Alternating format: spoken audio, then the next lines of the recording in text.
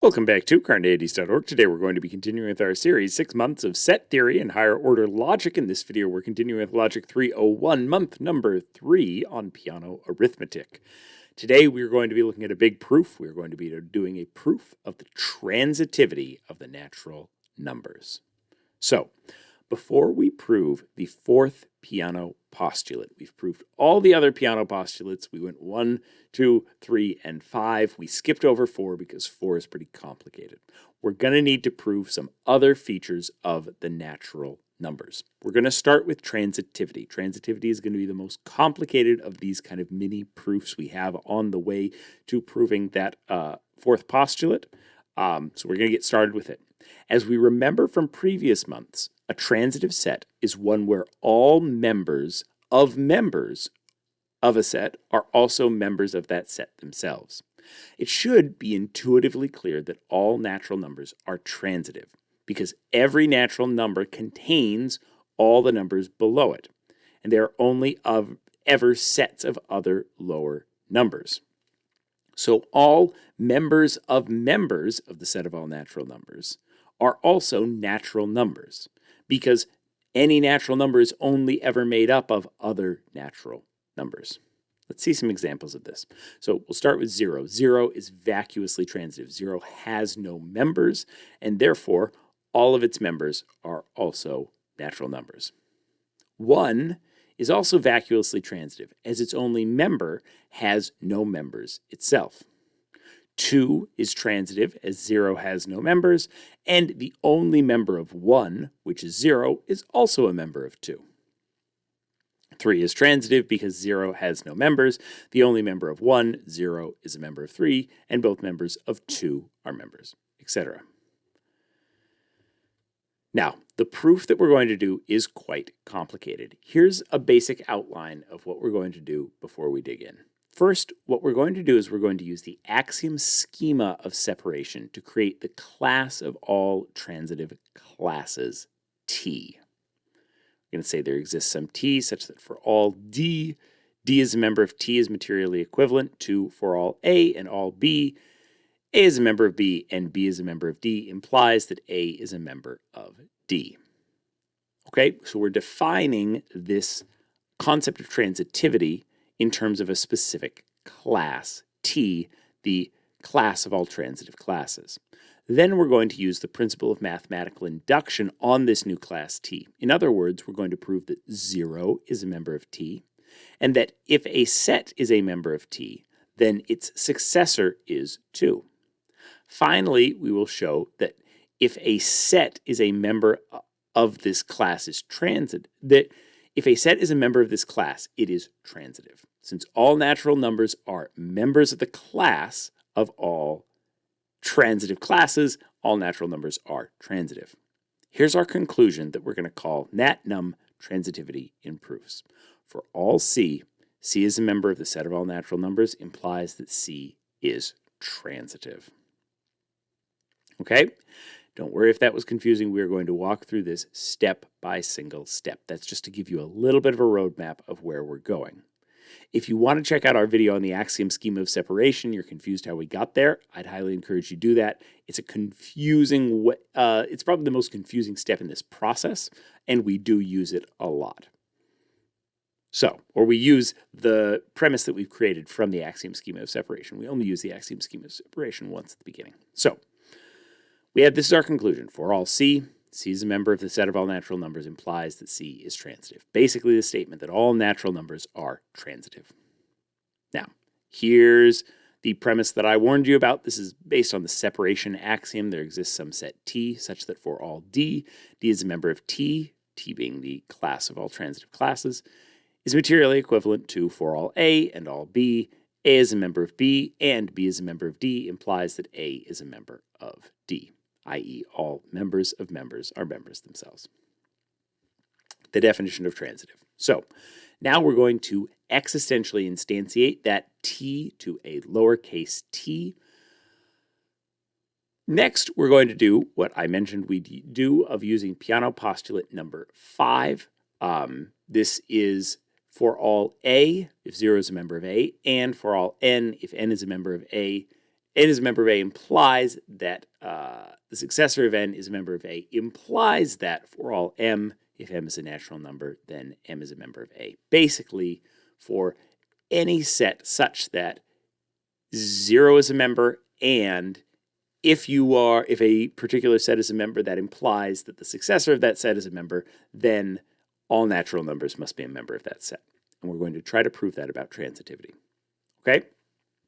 Which is exactly what we're going to do. We're going to universally instantiate A to be T, our class of all transitive classes, into here.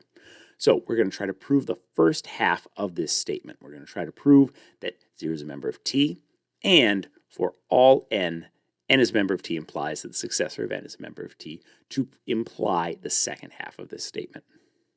Okay? Next, we're going to universally instantiate premise 2 so that 0 is D.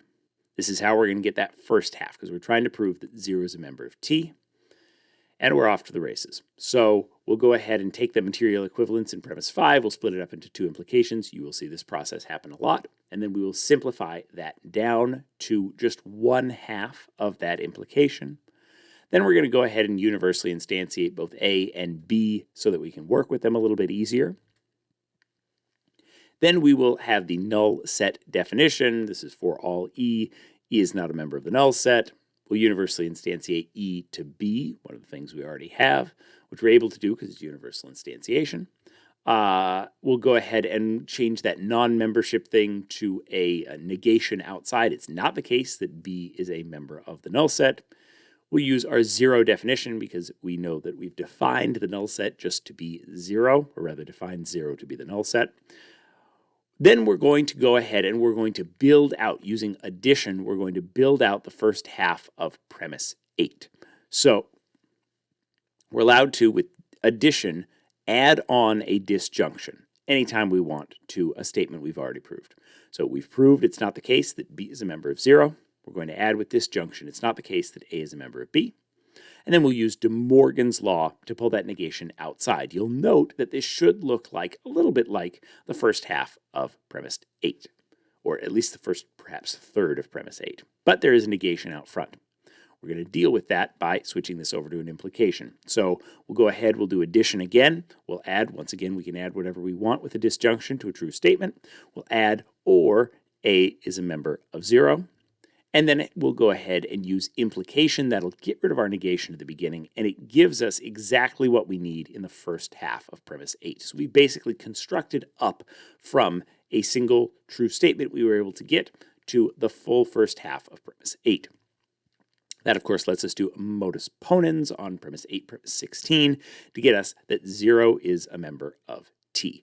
This was the first thing that we needed. Remember, we have to show 2 different things to show this. We have to show that 0 is a member of T, and we have to show this implication that if n is a member of T, then the successor of n must also be a member of T. So we've done the first piece of that. Now we need to do the second, and it's going to be a lot more complicated. So we are, as you can tell by this line, going to do an indirect proof. We're going to assume that that is not the case. So we're trying to prove that for all n is a member of T implies the successor of n is a member of T. We're going to assume the opposite of that. We're going to assume it's not the case. We'll move the negation inside and do a change of quantifier to get there exists some n. And then we'll existentially instantiate n to x. We will do implication to switch that implication over to a disjunction. And then De Morgan's law to distribute the negation at the front to both of the disjuncts, turning them into conjuncts. We can simplify that out to get it's not the case that it's not the case that x is a member of T. Double negation gets us x is a member of T. We're also going to simplify out the other half of that. It's not the case that the successor of x is a member of T. Now, we're going to have to use our definition of successorship to tease out some pieces of this. So the definition of successorship is the union of x and the set of x. So it's not the case that the union of the x and the set of x is a member of T.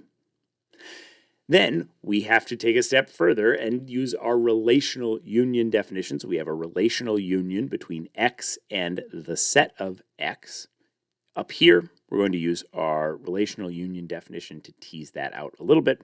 We'll go ahead and instantiate X for F and the set of X for G, and then for H, we will instantiate the full statement, the union of X and the set of X, universal instantiation. We're using universal instantiation 3 times, but you don't need to see us write that every single time. By identity, we have the first half of this identity. We see that the union of X and the set of X is equal to the union of X and the set of X. And so we can use identity to conclude the second half of that statement for all y. Y is a member of the union of X and the set of X is materially equivalent to y is a member of X or y is a member of the set of X. Now, we're going to go ahead and we're going all the way back to premise 2. I told you we're going to use it a lot. We are going to universally instantiate. This time we're universally instantiating D to the union of X and the set of X. We will once again do equivalence to split these out into two implications. We'll draw a line going down and continue our proof. We will simplify those 2 implications down to just one of them. And then we can use modus tollens, because if you look, we have in premise 26 the denial. It's not the case that X and the union of X and the set of X is a member of T. And that's the second half of this implication up here. And so we can claim that it's not the case that for all A and all B, A is a member of B and B is a member of the union of X and the set of X implies that A is a member of the union of X and the set of X. Now, we'll use a change of quantifier to bring that negation inside, and we're going to go ahead and instantiate A and B. We have to use new variables for these because we're doing an existential instantiation. So we're going to take P and Q as our new variables. We have a big, long implication that we're going to change into a disjunction because a negated disjunction is very nice, something we always like, a negated disjunction, because we can use De Morgan's law to turn it into a conjunction with 2 separate conjuncts that we can then simplify out. So we're going to use simplification. We're also going to use double negation because we had a double negation up front to get P implies Q and Q, or not P implies Q. P is a member of Q and Q is a member of the union of X and the set of X. We can simplify that out to get it's not the case that P is a member of the union of X and the set of X. We can also simplify it out to get P is a member of Q, as well as simplifying out Q is a member of the union of X and the set of X. Okay. We're not quite there, but we're going to use all of those premises in just a moment. So next up, we are going to take premise 30. We're going to universally instantiate it again. This time we're going to instantiate Y as Q. We've already declared Q when we did our existential instantiation, so we can now instantiate Y as it. It gets us a material equivalence. We need to split that out into 2 implications. We'll simplify that down into 1 implication. And you can see, if you look at this, 42 and 45, we have the first half of this implication. Q is a member of the union of X and the set of X.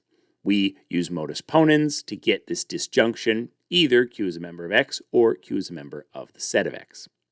We are going to universally instantiate premise 30 again, this time with P. Once again, we had to declare P and Q earlier because we were going to existentially instantiate them, but now that we've declared them, we can universally instantiate our universal instantiation statement into both of them.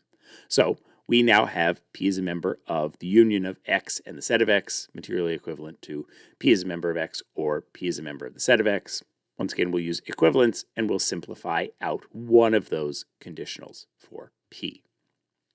But this time, we're going to use modus tollens because we have a denial of the second half of that conditional. Up in premise 40, you can see it's not the case that P is a member of the union of X and the set of X, so we can deny that second half, which allows us to deny backwards through the modus tollens and get a denial of this disjunction here. Like I said, we always love a denial of a disjunction because it lets us use De Morgan's law and get a conjunction that we can then simplify. So it's not the case that P is a member of X, and it's not the case that P is a member of the set of X. Premise 51, simplification for both of those. Now, our curly bracket definition and universal instantiation and identity tell us that P is a member of the set of X is materially equivalent to P equals X. We will, once again, take our material equivalent, split it out into two implications, and then go ahead and simplify down to one of those implications. We have, it's not the case that P is a member of the set of X, and so we have it's not the case that P equals X. Now we're going to do an assumed indirect proof that's going to push us right towards both of our contradictions. So we're going to assume that Q is a member of the set of X. By curly bracket definition, that means that Q equals X. We can do our equivalents to pull these apart, material equivalents to pull these apart. We'll simplify that down to one implication. Q is a member of the set of X implies that Q equals X. We have in 58, what we assumed for this proof, Q is a member of the set of X, therefore Q equals X. If Q equals X, then we can use identity with premise 52, statement that it's not the case that P is a member of X, and 62, Q is X, to say it's not the case that P is a member of Q, but we have elsewhere, way back in 41, that P is a member of Q. With that conjunction, we can get a contradiction. We can jump out of this second indirect proof to get it's not the case that Q is a member of the set of X, which means by disjunctive syllogism from 46, remember we had that disjunction that we couldn't do anything with, we can show that Q is a member of X. It's going to take us the rest of the way home, at least for this indirect proof.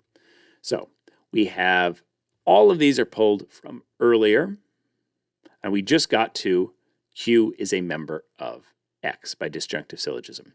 We are going to take premise 2. I told you we were using it a lot. We are going to universally instantiate. This time we are instantiating D to X. X is a member of T, materially equivalent to for all A and all B, etc., etc.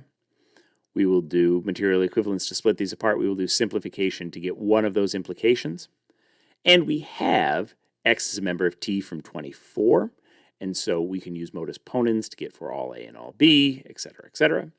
We then will instantiate A and B as P and Q. And here's the genius of it. So we now have P is a member of Q and Q is a member of X implies that P is a member of X. We have those first two statements. P is a member of Q, we have from 41. Q is a member of X, we have from 66. And so by modus ponens, we have P is a member of X. However, P is a member of X and P is not a member of X. In 52, we have it's not the case that P is a member of X. This is we can conjoin these two to show that this is a contradiction. This means we can finally pull out of this indirect proof and show that the original claim is not true. And so for all N, if N is a member of T, that implies that the successor of N is a member of T. Premise 18 through 74. Whew, that was a big one. Indirect proof. Now, this lets us get the two halves that we needed to prove for the principle of mathematical induction to work, that 0 is a member of T, and for all numbers, for all N, if N is a member of T, that implies the successor of N is a member of T.